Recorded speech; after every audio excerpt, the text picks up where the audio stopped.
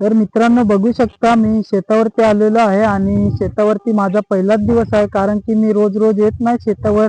खूप काम पण असतं. तर इथं छोटंसं घर आम्ही बनवलेलं आहे आणि जवळपास घर तर पुरं फायनलच झालेलं आहे आणि आतमध्ये टाईलचं काहीतरी काम चालू आहे तर तुम्हाला मी दाखवते तो. चला. तर हे बघू शकता मित्रांनो अशा प्रकारे टाईल पण लावलेली आहे. मला तर खूपच आवडलेली आहे कारण की खूप चांगलं काम केलेलं आहे मिस्त्रींनी. आणि इथं आपलं छोटंसं बाथरूम बनवलेलं आहे कारण की शेतामध्ये आहे तर मग छोटंच बनवलेलं आहे. आणि इथं छोटंसं किचन आणि हे जार मध्ये इथं मिस्त्री त्यांना पाणी पिण्यासाठी. तर जाऊया आपण मिस्त्रीला विचारू काय कशा प्रकारे काम चालू आहे.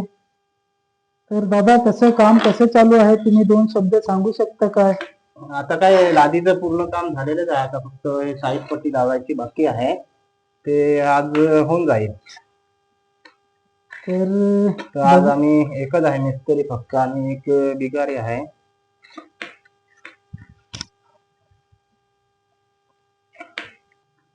तर बघा मित्रांनो स्कर्टिंग पण खूप छान लावलेली आहे दादांना. आणि तुम्हाला जर काम करायचं असेल तर नक्की कमेंट मध्ये सांगा. आणि मी तर दादा हे माप कशाचे तुम्ही घेऊन राहिले, काय प्रॉब्लेम आहे का इथं? ते जेव्हा कटिंग आपण बसवतो ना तेव्हा कुठं कुठं कटिंग पण करावी लागते कारण की इथं आता ही पूर्ण लादी जी आहे ना ही आपली किती 4 फूटची लादी राहते बरोबर. आणि हे आपलं माप कमी येतं मग आपल्याला लादी ती कट करावी लागेल आणि कट करून आपल्याला ती बसवावी लागेल तेव्हा ती एकदम परफेक्ट बसेल. नाही तर मग ती इकडे जास्त निघेल ना. त्याच्यामुळे ती आपल्याला लादी आता कट करावी लागेल नंतर ती आपण बसवू. ह्या लादीचा आपण पहिले ना कट. मग दादा ही लादी तुम्ही आता कापणार आहेत का? हा ही लादी कापल्यानंतर मग तिथं एकदम परफेक्ट बसून जाईल आणि आपल्याला मग काही टेन्शन राहणार नाही.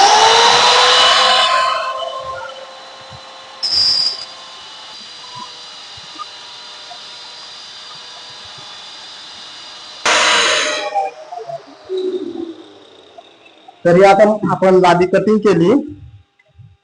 आता इथं आपण माप घेतलं तर हे बघा एकदम परफेक्ट बसून जाते इथं. आता याला सिमेंट लावून आपण चिपकून देऊ.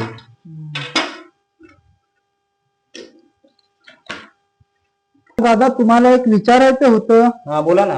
हे प्लास्टर वाल्यांनी हे पूर्ण म्हणजे प्लास्टर का नाही केलं खालतीपर्यंत, इतके वरती सोडून दिलेलं आहे? ते कसं काय राहतं माहित आहे का, जर हे प्लास्टर खालीपर्यंत आपण केलं तर ही लादी जी आहे ना ही जेव्हा आपण बसवली नंतर प्लास्टरवर जर बसवली तर ती निघण्याची शक्यता पण राहते.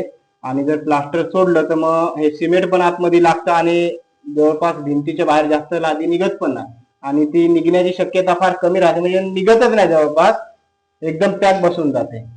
त्याच्यामुळे ते सोडावंच लागतं. जरी सोडलं नाही तर मग ते तोडून बसवावी लागते आपल्याला. म्हणजे याच्यामुळे असं की स्टार्टिंगला खूप मजबूती येते का? मजबूती येते एकदम.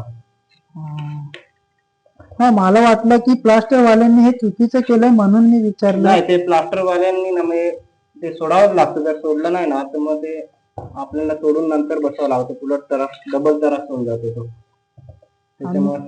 आणि मला खूप काम आवडलेलं आहे कारण की तुम्ही जी हे फ्लोरिंग लावलेली आहे ना खूपच छान पण लावलेली आहे कारण की कुठं खालती वरती पण ना एकदम स्ट्रेट आहे आणि खूपच चांगलं काम आहे. आणि दादा तुम्ही कुठे राहता?